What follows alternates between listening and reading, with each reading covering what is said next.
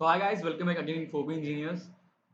तो guys, part two मैं बनाने जा रहा हूँ फ्लूइड प्रॉपर्टीज का पार्ट टू। मैं ऑलरेडी वीडियोस अपलोड कर दिया था, बट मुझे मज़ा नहीं आया वो वीडियो में। कुछ गलतियाँ हो गई थी वीडियो में, मैंने कमेंट देखा तो रियलाइज़ हुआ कि हाँ, और छोटी छोटी सी मिस्टेक हो गई है।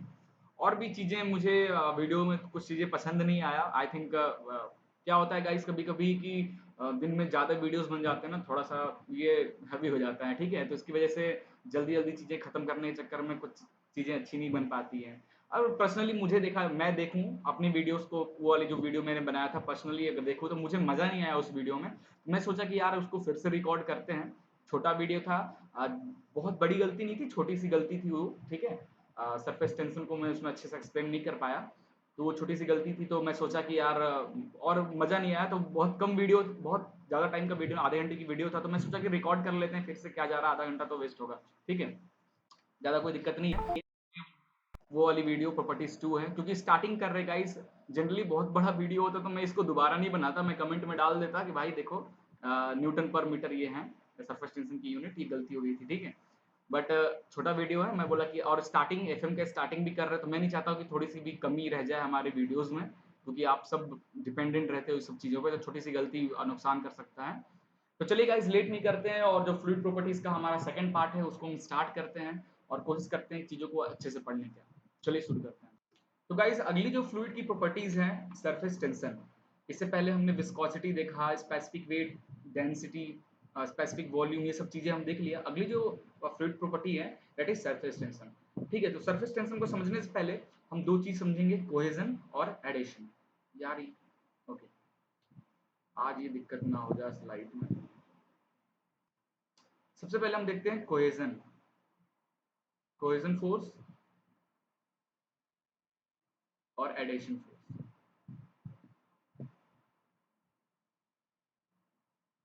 ठीक है। अगर लाइक पार्टिकल में force of attraction in like particle,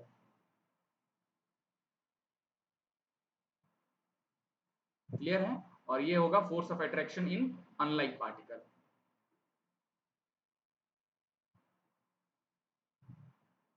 clear है।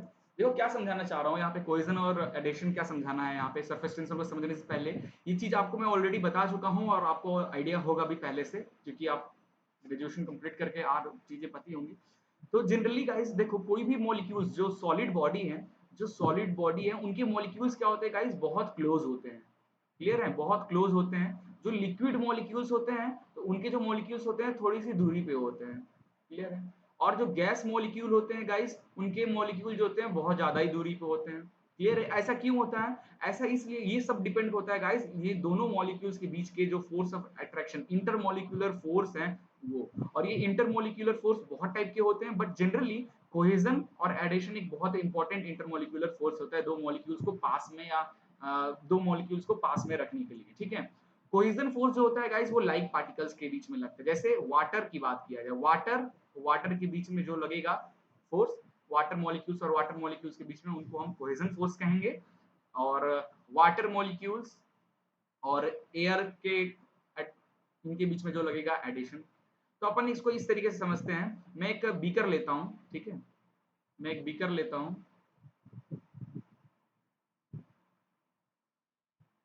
ठीक है।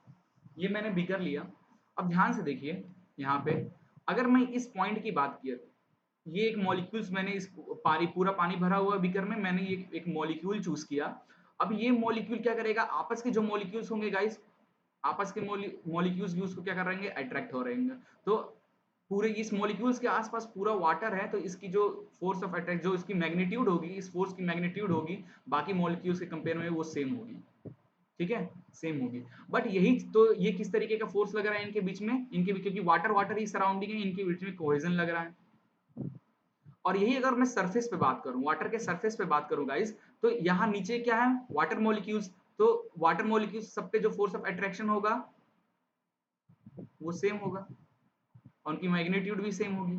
ये इस तरीके का ये हुआ, क्लियर है। बट इसके ऊपर जो है गाइस, ठीक है, इसके ऊपर क्या है, एयर है। इसके ऊपर एयर है, तो एयर के वो मॉलिक्यूल्स होंगे उसके बीच में, और ये जो वाटर मॉलिक्यूल्स है इनके बीच में जो फोर्स ऑफ अट्रैक्शन जो लगेगा वो कम लगेगा।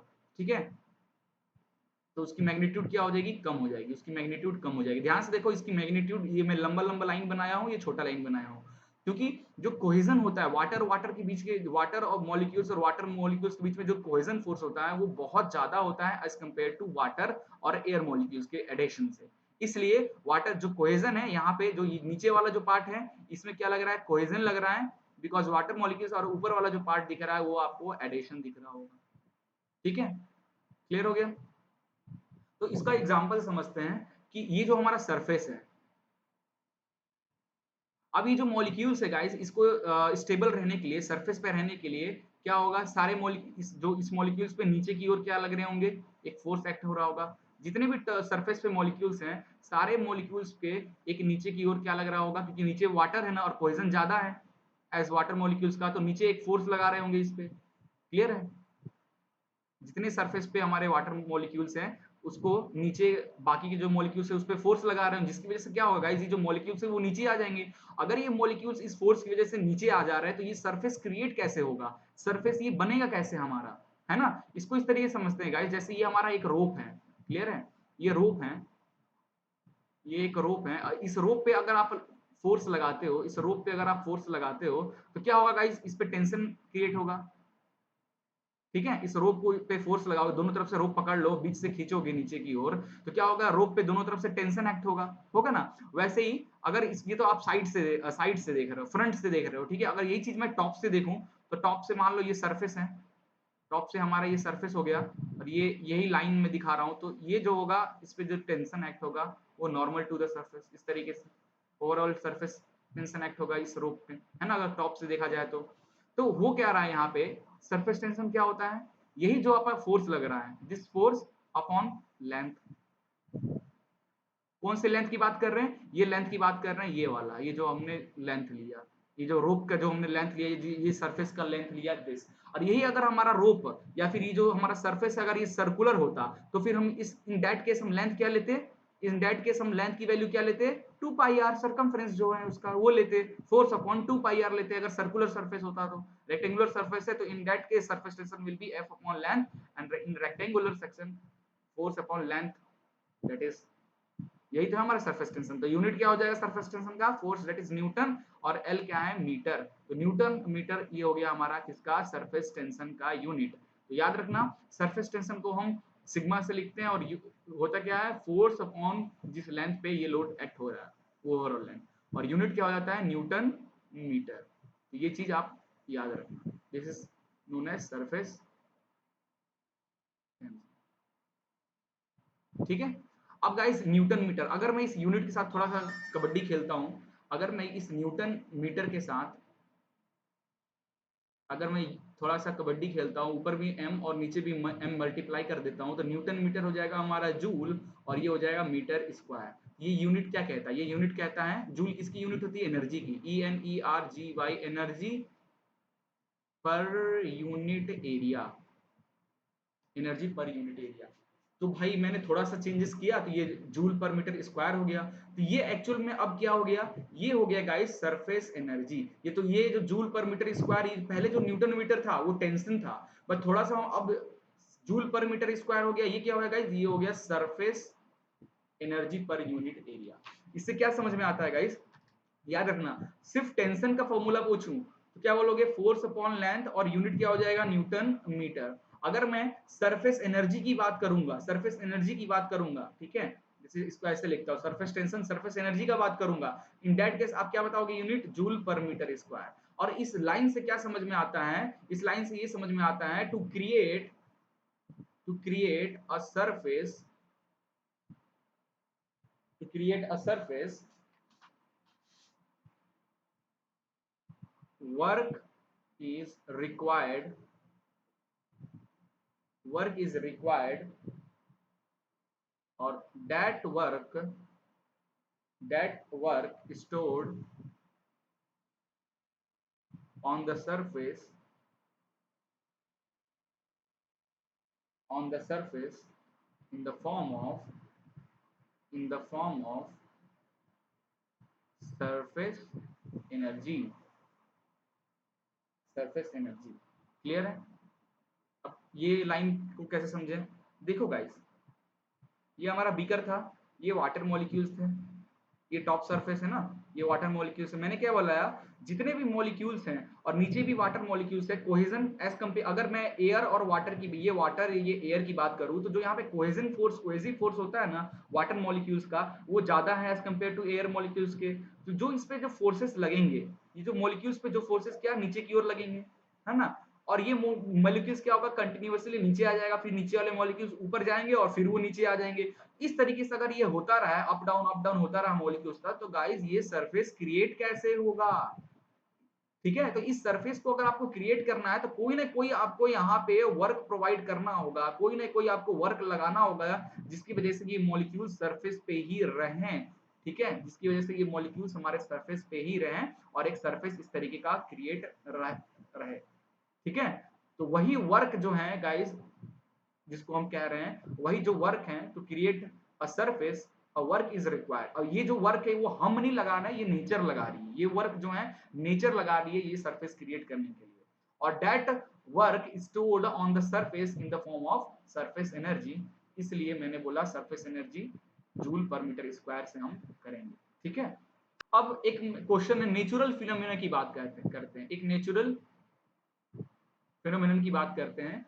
चलिए क्वेश्चन बताइए कि व्हाई ड्रॉप्स और रेन या मॉलिक्यूल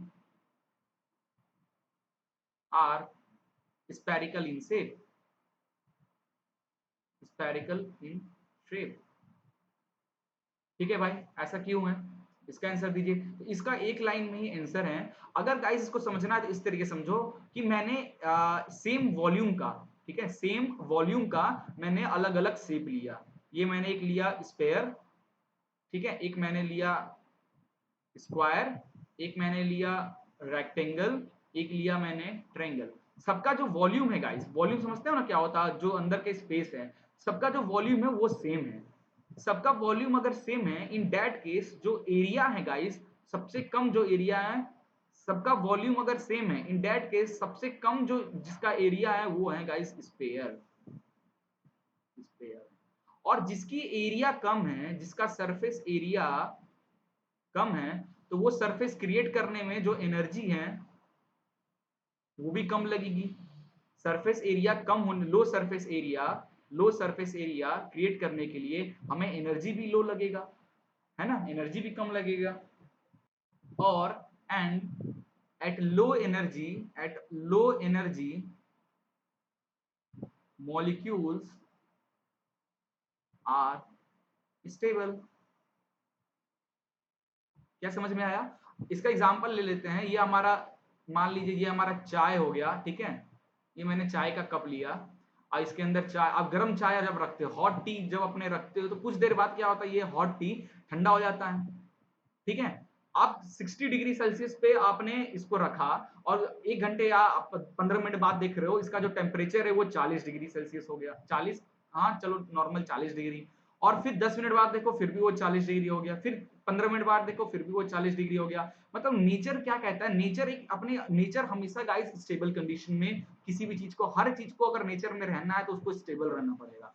सारे मॉलिक्यूल्स को अगर सस्टेन करना है हमारे ये अर्थ के नेचर में, तो गाइस उसको स्टेबल रहना होगा। इसीलिए जब आप 60 डिग्री पे जब को हीट करते हो किसी वाटर को, तो उसके मॉलिक्यूल्स क्या होते हैं, रैंडम मूव करते हैं ना, बिकॉज काइनेटिक एनर्जी बढ़ जाती है।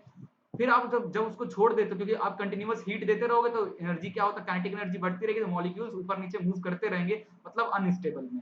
फिर आप हीट देना बंद कर दो, उसको नॉर्मली रख दो, तो क्या करेगा नेचर, उसको धीरे धीरे आप उसको स्टेबल कंडीशन में ले आएगा। और एक ऐसा 40 डिग्री पे मान लीजिए स्टेबल ले आया, तो अब वो 40 डिग्री आप 5 मिनट बाद देखोगे तो भी दिखेगा, 10 मिनट बाद देखोगे तो भी दिखेगा, 15 मिनट बाद देखोगे तब भी दिखेगा। मतलब क्या, वो मॉलिक्यूल स्टेबल आ गया। तो वैसे ही लो सरफेस एरिया होने की, स्पेयर का सेम वॉल्यूम पे स्पेयर का लो सरफेस एरिया होने की वजह से कम एनर्जी भी लगेगा सरफेस क्रिएट करने में। And at low energy molecules are stable, therefore जो हमारे रेन ड्रॉप्स होते हैं, मॉलिक्यूल्स होते हैं, वाटर के ड्रॉपलेट होते हैं, ये सब हमारा स्पेरिकल शेप का होते हैं, क्योंकि ये इजिली फॉर्म हो जाता है नेचर में। ठीक है, एक चीज ये आपको यहाँ पे जानना है। अब बात किया जाए कि जो इंसेक्ट्स होते हैं, जो इंसेक्ट्स जो होते हैं, insects sitting on surface of water, surface of water पे कैसे बैठ जाते हैं, और वही जब आप जाते हो पानी पे तो डूब जाते हो। ऐसा क्यों होता है? ये होता है बिकॉज जो वेट होता है हमारे इंसेक्ट्स के, जो वेट होता है, weight of insects are balanced balanced by surface forces और टेंशन। जैसे वाटर के जो मॉलिक्यूल्स होते हैं, ठीक है गाइस, वाटर के जो मॉलिक्यूल्स होते हैं, मान लीजिए वो सिर्फ वाटर के जो मॉलिक्यूल, हमारे ये वाटर के मॉलिक्यूल्स हैं, इस पे क्या लो, नीचे की ओर हमेशा फोर्स लगता रहेगा। तो इसको बैलेंस करने के लिए एक वर्क लग रहा है, नेचर ने एक वर्क लगाया ऊपर, ताकि ये जो मॉलिक्यूल्स हैं सरफेस पे ही रहे और जिसकी वजह से सरफेस की रेट रहे। तो ये जो वर्क है गाइस स्टेबल रहने के लिए, मान लेते हैं 10 न्यूटन है वाटर का, ठीक है, 10 न्यूटन है, और इसके ऊपर जो आपने इंसेक्ट्स बैठाया है, वो जो इंसेक्ट्स बैठाया है उसका कितना वेट होगा? 6 न्यूटन होगा। तो भी वो आराम से बैठ जाए, क्योंकि जो नीचे का वर्क लग रहा है वो कितना? 10 न्यूटन। तो 10 न्यूटन तक की जितने भी आप इसके ऊपर चीजें रखोगे वो सरफेस पे ही रहेगा। आप 5 न्यूटन रख दें वो भी सरफेस पे ही रहेगा, क्योंकि इतना सरफेस बैलेंस कर देगा ना।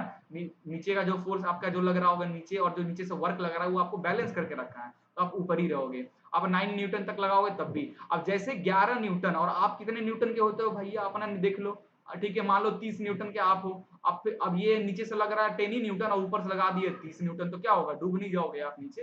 यही फंडा है यहाँ, ठीक है, सरफेस टेंशन का। नाउ अगला जो है, इसमें एक चीज ऐसा देखते हैं, जैसे एक कोई कर्व सरफेस है, या फिर ये वाटर मॉलिक्यूल्स है, ठीक है, ये उसका वाटर मॉलिक्यूल्स है, अंदर का जो प्रेशर है पी आई, और एक्सटर्नल जो एयर है, बाहर क्या है? एयर है, और अंदर पूरा इसके अंदर वाटर है। क्लियर है? ये पूरा अंदर वाटर है, ठीक है। अब मैं क्या कर रहा हूँ, यहाँ से ये जो इतना dx पार्ट का जो ये कर्व सरफेस है, ये एरिया मैं कट कर दे रहा हूँ। तो इस एरिया को जब मैं कट करूंगा, तो क्योंकि ये प्रेशर एक्ट हो रहा है इसके ऊपर ना, पूरे सरफेस पे प्रेशर एक्ट हो रहा है, इंटरनल प्रेशर जो है वाटर, ये वाटर ड्रॉपलेट है, ठीक है। तो ये प्रेशर की वजह से क्या होगा? ये स्ट्रेच होगा, ये जो कर्व सरफेस है वो स्ट्रेच होगा, मतलब इस पे कोई फोर्स लग रहा है, ठीक है, मतलब कोई फोर्स लग रहा है इस सेक्शन पे, किस तरीके का? इस तरीके का डीएफ मान लेते हैं, डीएफ फोर्स। क्लियर है? और ये जो सरफेस है, इस सरफेस पे इंटरनल प्रेशर के कारण जो इंटरनल फोर्स एक्ट हो रहा है, कितना हो रहा है? Internal force P I into area, internal force. और ये एक्सटर्नल जो फोर्स कितना एक्ट होगा? External force is external pressure into area, that is D R. यहाँ से यहाँ तक का जो एरिया है, मतलब डी एक्स लिखा हूँ, इसको डी ए ले लेता हूँ, ठीक है, डी ए। ये हो गया। तो इसको अगर मैं कंपोनेंट को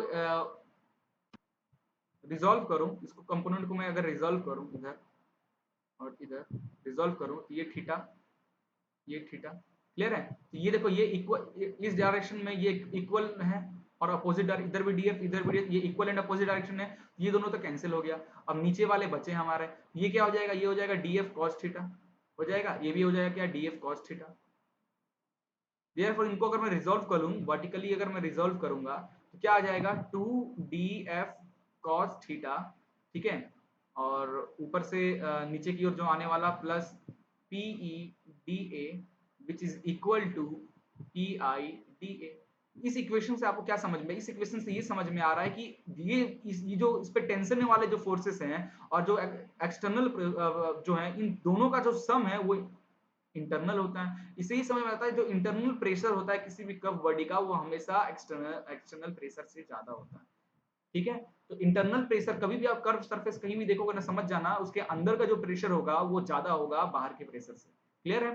तो एक जो चेंज इन प्रेशर जो हो रहा है, चेंज इन प्रेशर की बात किया जाए, प्रेशर डिफरेंस की बात किया जाए, तो एक फॉर्मूला है, it is this 1/r1 plus 1/r2। ये फॉर्मूला का डेरिवेशन पे अपन नहीं मूव करेंगे, कि जरूरत ही नहीं पड़ेगा डेरिवेशन का, ये फॉर्मूला बस प्रेशर डिफरेंस पूछ देता है कभी कभी, ठीक है। क्लियर है? ये जो प्रेशर डिफरेंस है, ये क्या है guys? Internal pressure minus external. ये जो प्रेशर डिफरेंस होता है एक्सटर्नल और इंटरनल का, कितना होता है? It is rho n, sorry sigma n 1/r1 plus 1/r2। Sphere की बात किया जाए, अगर स्पेयर की बात करेंगे, तो ये R1 जो है ना, R1 और R2 की स्पेयर का सेम होता है, तो अपन R करते हैं, और सिलेंड्रिकल के केस में R1 जो होता है R के इक्वल होता है, जो R2 होता है वो इंफिनिटी। ठीक है, अपन बस स्पेयर से लेना देना, क्योंकि नेचर में जितने भी चीजें फॉर्म होती है वो स्पेयर शेप का ही होता है, आपको पता है। तो अपन ये जो फॉर्मूला है बहुत इंपॉर्टेंट है, इसको याद कर ले। आपको दो तरीके से मैं बताऊंगा, टेंशन बहुत वाटर ड्रॉपलेट में कितना टेंशन क्रिएट हो रहा है, वेट टेंशन कितना क्रिएट हो रहा है वाटर ड्रॉपलेट में, एयर ड्रॉपलेट में, ये सब चीजें, और प्रेशर डिफरेंस वाटर ड्रॉपलेट का कितना होता है, एयर बबल का कितना होता है। ये फॉर्मूला आप याद रखोगे तो काफी काम आएगा। किस तरीके से ये फॉर्मूला काम आएगा देखते हैं, ठीक है। सबसे पहला देखते हैं, ये मैं ले रहा हूं क्या, ध्यान से देखना, ड्रॉपलेट वाटर ड्रॉपलेट ले रहा हूँ, क्लियर है। तो अंदर क्या है, वाटर, और ये जो बाउंड्री बनी है किससे बनी है, ये भी वाटर से ही बनी होगी, और बाहर क्या है, एयर। तो अगर इसका इंट्रैक्शन देखें तो ये बाउंड्री भी वाटर से बनी है, अंदर भी वाटर है और बाहर एयर, तो वाटर एयर से इंट्रैक्शन मतलब फेस चेंज की बात कर रहे हैं, यहाँ पे सिर्फ एक ही फेस हो रहा है। देयरफॉर अगर मैं यहाँ पे प्रेशर डिफरेंस निकालूं, वाटर ड्रॉपलेट का प्रेशर डिफरेंस निकालूं, तो क्या हो जाएगा, सिग्मा एन की जगह 1 प्लस 1/r, क्योंकि स्पेयर है तो R1 R2 R ही रहेगा। तो यहाँ से क्या आ जाएगा, ये आ जाएगा 2 सिग्मा अपॉन r। ये लीजिए, प्रेशर डिफरेंस आ गया किसके लिए, वाटर ड्रॉपलेट के लिए, क्लियर है। ऐसे ही अगर मैं बबल की बात करूं, अब बबल सोप बबल हो चाहे वाटर बबल्स, बबल्स कैसे होते हैं गाइस, बबल्स में क्या होता है, अंदर होता है एयर, और ये जो बाउंड्री होती है गाइस, ये जो बाउंड्री होती है बबल्स की, वो बनी होती है किससे, वाटर की थिन लेयर से बनी होती है, ठीक है, और बाहर होता है air.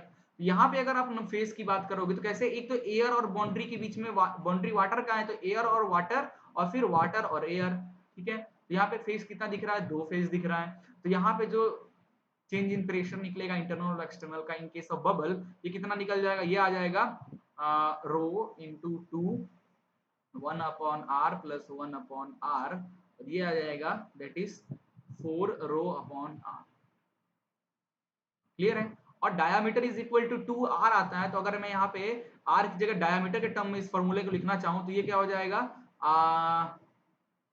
r is equal to क्या हो जाएगा, d/2, तो ऊपर चला जाएगा 8 ρ/8 ρ क्या हो जाएगा d, और ये फॉर्मूला क्या हो जाएगा, del p is equal to 4 ρ/d diameter के केस में। तो आपसे पूछेगा कि बताइए कितना टेंशन क्रिएट हो रहा है, चेंज इन प्रेशर डिफरेंस क्या है हमारे वाटर ड्रॉपलेट का, या प्रेशर डिफरेंस क्या है हमारे बबल का, ठीक है।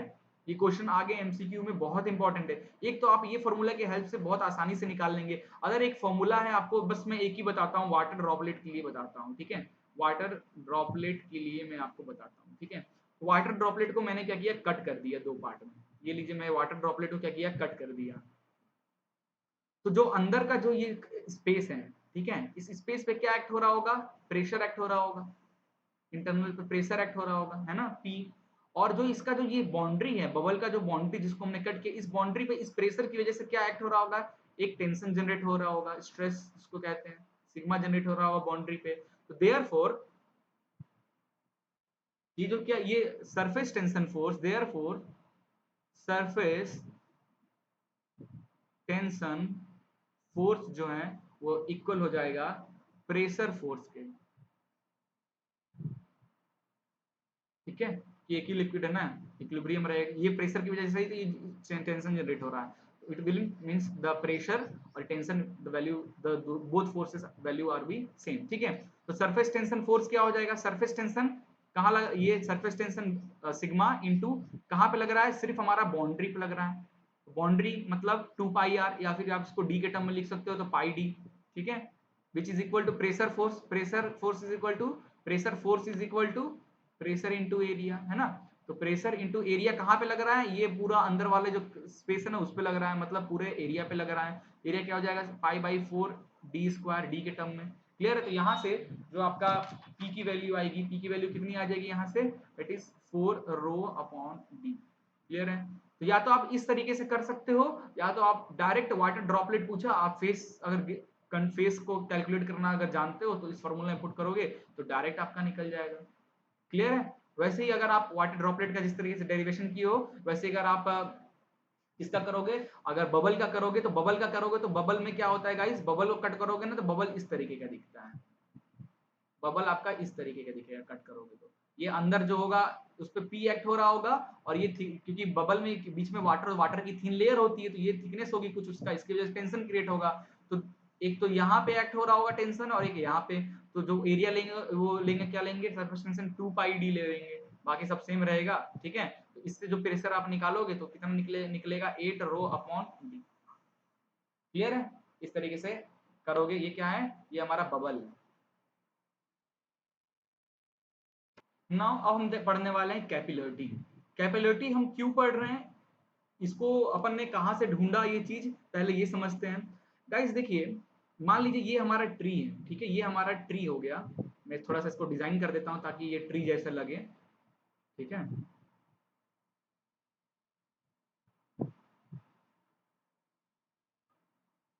अब भले ना लग रहा हो, ठीक है, ये ट्री हो गया। अब नीचे क्या है, सरफेस है हमारा।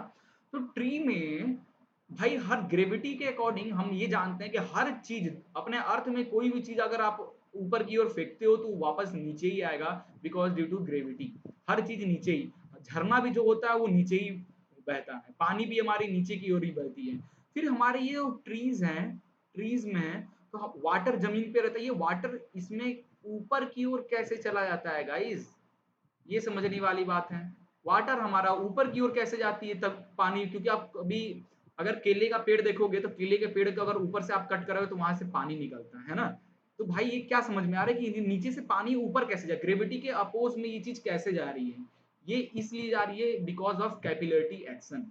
ये कैपिलरिटी एक्शन के कारण जो नीचे की पानी है वो पेड़ में ऊपर जा रहा है। क्यों जा रहा है, क्योंकि इस पेड़ में गाइस बहुत पतले पतले क्या होते हैं, जाइलम टिश्यूज होते हैं।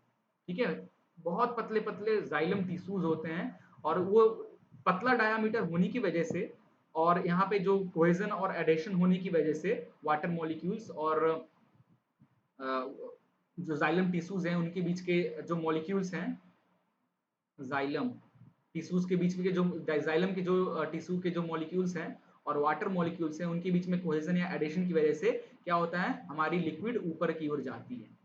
ठीक है, अब ये ऊपर की ओर ही क्यों जाती है, नीचे की ओर क्यों नहीं आती है, ये चीज समझने के लिए हम कैपिलरिटी का राइज एंड कैपिलरिटी फॉल, कब राइज होगा, कब हमारे वाटर मॉलिक्यूल ऊपर की ओर जाएंगे और कब मॉलिक्यूल्स हमारी नीचे आएंगी सरफेस से, ये हम इसको जानने के लिए हमें पढ़ना होगा कैपिलरिटी एक्शन। ठीक है, तो अपन ये सब चीजों को हटा दें पहले। तो देखो क्या डेफिनेशन पढ़ रहे हो आप, rise and fall of liquid surface in a small dia tube. तो ये मैंने स्मॉल डाया ट्यूब ले लिया। ठीक है, स्मॉल डाया का ट्यूब ले लिया, मान लीजिए इसमें पानी कुछ नहीं है। ठीक है, when it is immersed in a liquid, तो ये लीजिए मैंने इसको इसमें जैसे ही इमर्स्ड करूंगा, जैसे इस बीकर में यहाँ पे इमर्स्ड करूंगा, तो इससे क्या होगा गाइस, आप ये भी वाटर है, ठीक है, मैं वाटर, तो ये क्या होगा, ये धीरे धीरे क्या होगा, आपको दिखेगा ये इस तरीके से ट्यूब में पानी ऊपर की ओर आ जाएगा। ये जो एक्शन आपको दिखा यहाँ पे, ये कौन सा एक्शन हो रहा है, ये इसको अपन कहते हैं कैपिलरिटी राइस। ये वाटर, ये बाहर क्या है, एयर है, एयर की वजह से ये जो सरफेस ऑफ वाटर है इस पे क्या रहा, एक pressure that is P atmospheric pressure act हो रहा होगा। क्लियर है, और बैलेंस करने के लिए नीचे से क्या लग रहा होगा, हमारे वाटर के भी। क्लियर है, इसकी वजह से क्या होता है, मान लीजिए ये ओपन रहता है, ठीक है, ये ओपन रहता है, तो ये वाटर मॉलिक्यूल्स ऊपर की ओर राइज कर रहे हैं। ये राइज की, ये बाहर ऊपर वाटर है, सॉरी ऊपर एयर नीचे वाटर।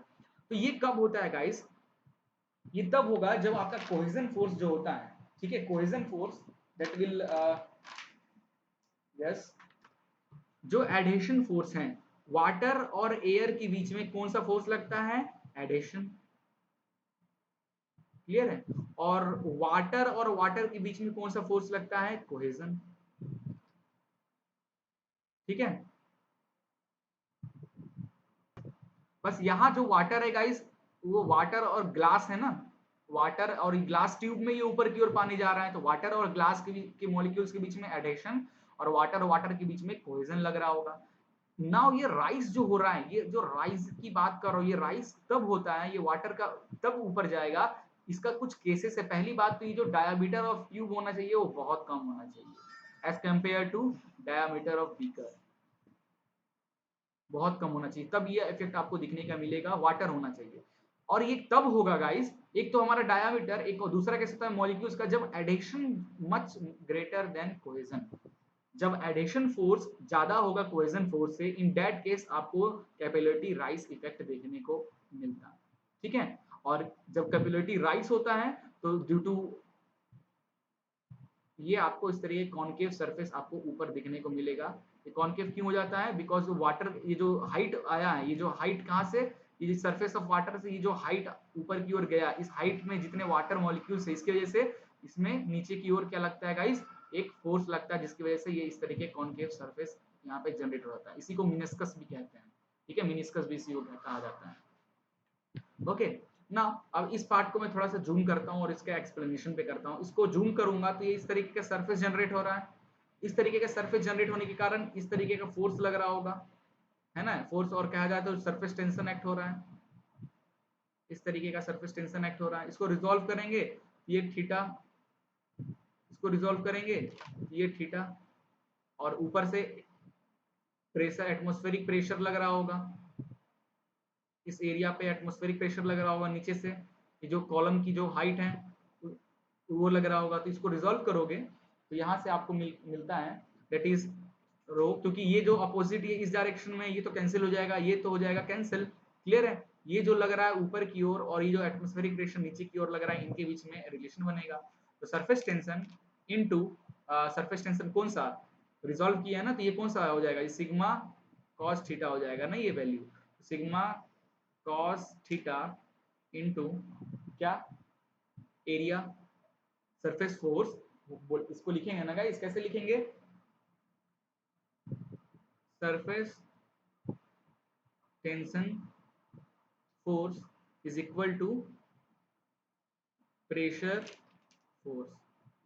सरफेस टेंशन फोर्स क्या हो जाएगा, सरफेस टेंशन उस डायरेक्शन में जो लग रहा है इनटू एरिया, एरिया ये क्या लग रहा है, ये जो हमारे कर्व पे लग रहा है, तो उसकी पाई डी 2 पाई आर उसका circumference which is equal to pressure force. कितना हो जाएगा प्रेशर फोर्स, जो आपका प्रेशर एक्ट हो रहा है ओवरऑल हाइट पे, ठीक है। अब जो ये प्रेशर एक्ट हो रहा है नीचे, ये पीएटीएम और ये नीचे की ओर, इनको रिजॉल्व किया हूँ, ये सिग्मा वाला और ये जो नीचे इस कॉलम में जो वाटर है, इस कॉलम, ये हाइट तक जो एक्सटेंड हुआ है ना इस कॉलम में, इसकी वजह से जो प्रेशर नीचे की ओर एक्ट हो रहा है, और आपका सिग्मा जो ऊपर की ओर एक्ट हो रहा है, वो प्रेशर फोर्स की बात किया जा रहा है यहाँ पे। तो एरिया क्या हो जाएगा, पहली बात pi by 4 D square area हो जाएगा, और क्या हो जाएगा इस रो की पूरा ओवरऑल वेट। तो क्या लिख सकते हैं, height into density into gravity, है ना, क्योंकि कॉलम का जो वेट है, ये जो कॉलम हाइट एच, जो इतने हाइट जो मैंने लिया है, ये जो हाइट लिया है, इसका जो कॉलम का जो वेट हो जाएगा, वेट ऑफ कॉलम क्या हो जाएगा mg, और मास को क्या लिख सकते हैं, डेंसिटी और वॉल्यूम, क्योंकि डेंसिटी इज इक्वल टू क्या होता है, मास अपॉन वॉल्यूम। तो mass is equal to density volume, density को रहने थे, वॉल्यूम को क्या लिख सकते हैं, एरिया इंटू हाइट लिख सकते हैं, वॉल्यूम को एरिया इंटू हाइट, और इंटू जी ऐसा रहेगा, तो वही लिख दिया, रो है, एच है, जी है, और एरिया को लिख दिया पाई बाई 4 डी स्क्वायर। तो इससे जो हाइट आएगा, जो कॉलम की हाइट आएगी गाइस, 4 रो cos थीटा अपॉन रो जी डी। और if the cos theta, the value of theta is very small, if the value of theta is very small, in that case the column height or capillary rise height will be 4 rho g d। Capillarity rice का कितना rice हुआ है, H की value क्या है, 4 sigma upon rho ji d, where rho is the density of water, g d is the diameter of tube, ठीक है। और डायमीटर ऑफ ट्यूब और हाइट ऑफ कॉलम के बीच में क्या रिलेशन है, इनवर्स रिलेशन है। डाया अगर आप कम करते जाओगे तो उतना ज्यादा आपको हाइट ऑफ ये मिलेगा कॉलम, ठीक है। और जो ये थीटा की है ना गाइस, इसको 2-3 नाम से प्रोनाउंस करते हैं। ये जो थीटा मैंने ये बनाया, ये थीटा को 2-3 नाम से बोला जाता है। थीटा को क्या बोलते हैं, वेटिंग वेटिंग एंगल बोला जाता है, इसको कांटेक्ट एंगल भी बोला जाता है, कांटेक्ट एंगल भी, क्योंकि न्यूमेरिकल सॉल्व करेंगे ना तो वहाँ थीटा की वैल्यू कांटेक्ट एंगल नाम से दिया होगा, तो ये मत सोचने लगा भाई ये क्या नया आ गया, ठीक है। कांटेक्ट एंगल, तो यहाँ पे हमने थीटा की वैल्यू बहुत कम होने की वजह से निगलेक्ट कर दिया या जीरो ले लिया, जिसकी वजह से हमारा 4 रो अपॉन ये आ गया, 4 सिग्मा अपॉन रो जी डी आ गया, ठीक है। और इसी को स्पेसिफिक वेट के टर्म में इसी फॉर्मूले को लिख सकते हो आप, 4 rho upon rho, sorry 4 sigma upon rho G. Rho G क्या होता है, rho G is the specific weight, ठीक है। स्पेसिफिक वेट क्या लिखते हैं, स्पेसिफिक वेट को जाके पीछे अपन पहले लेक्चर में जो मैंने बताया था, जाके देखिए एक बार स्पेसिफिक वेट क्या होता है, ठीक है। स्पेसिफिक वेट को क्या लिखते हैं, जैसे कि स्पेसिफिक वेट को वेट डेंसिटी भी कहते हैं, क्या होता है, वेट अपॉन वॉल्यूम, है ना। वेट को क्या लिखते हैं, m g upon volume, m v क्या हो जाता है, रो जी, ठीक है, तो इसलिए इस तरीके से भी इस इक्वेशन को लिखा जा सकता है। अब यही कैपिलरी राइज की बात करें, अगर हम कैपिलरी फॉल की बात करें, कैपिलरिटी फॉल की बात किया जाए, तो कैपिलरिटी फॉल में क्या होता है गाइस, आप जब ट्यूब डालते हो, और कैपिलरिटी फॉल का एक्शन कहाँ पे देखने को मिलता है, कैपिलरिटी फॉल का एक्शन कहाँ पे देखने को मिलता है आपको, ये आपको दिखेगा मरकरी के केस में। अगर आप ग्लास में मरकरी रखते हो तो गाइस यहाँ पे जो मरकरी और मरकरी जो है, ठीक है, मरकरी के बीच में जो कोहेजन फोर्स है वो बहुत ज्यादा होता है as compare to mercury and glass के एडिशन फोर्स।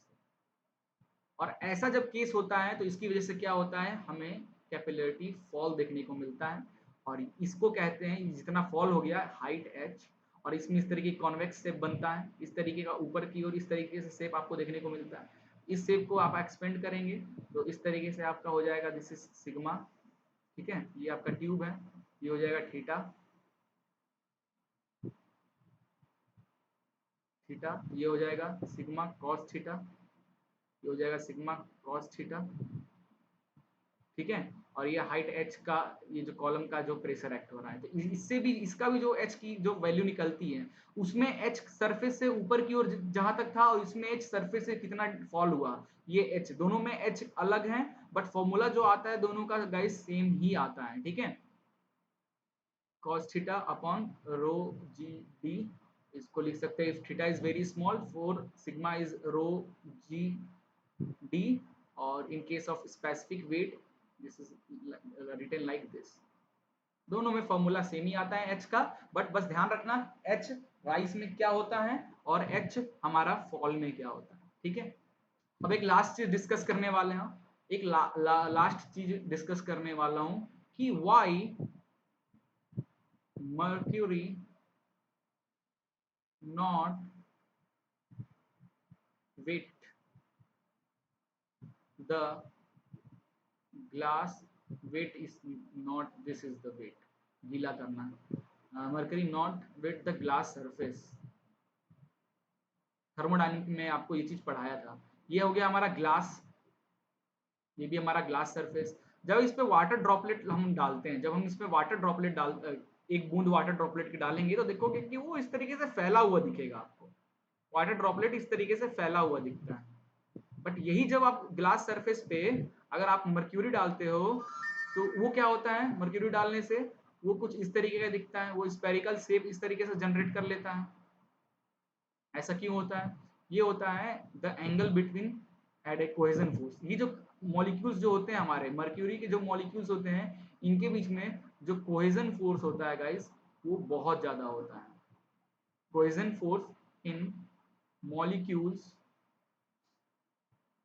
ऑफ मर्क्यूरी बहुत ज्यादा होता है, आपस में ही बॉन्ड बना के रखे रहते हैं। इसकी वजह से क्या होता है, सरफेस से और इसका जो मॉलिक्यूल्स का जो एंगल बनता है गाइस सरफेस से, ये जो थीटा है ये ग्रेटर देन 90, और जब ऐसा होता है, ये जो थीटा है कांटेक्ट एंगल जिसको कहते हैं, ठीक है, जब 90 से बड़ा होता है, इन दैट केस आपका जो मॉलिक्यूल्स है वो सरफेस से इस तरीके से फैलेगा नहीं, सरफेस पे वो स्पेरिकल शेप इस तरीके से जनरेट करके रहेगा। इसीलिए आप मरकरी को कभी भी जमीन पे गिराओगे ना तो देखोगे वो बबल्स छोटे छोटे बॉल टाइप के बन जाते हैं, है ना। और वही वाटर की बात किया जाए तो वाटर का जो ये थीटा कांटेक्ट एंगल बनता है, दैट थीटा इज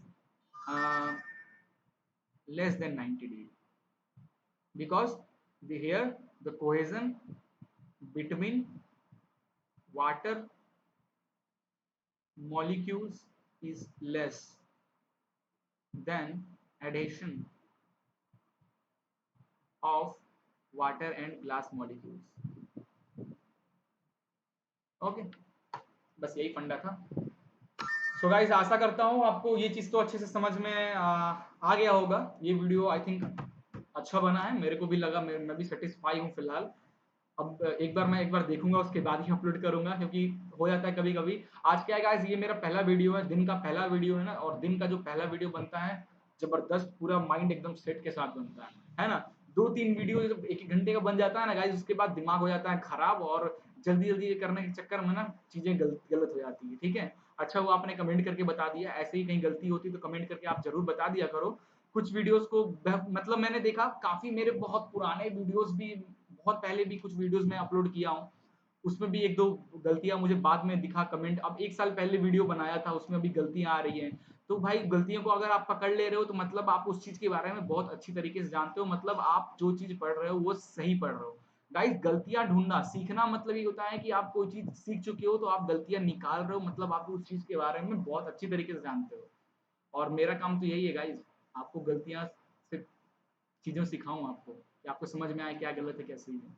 आप गलतियाँ पकड़ ले रहे हो इसका मतलब you are really know about that topic much more than I think better than me. Okay, तो चलिए गाइस नेक्स्ट वीडियो बनाते हैं।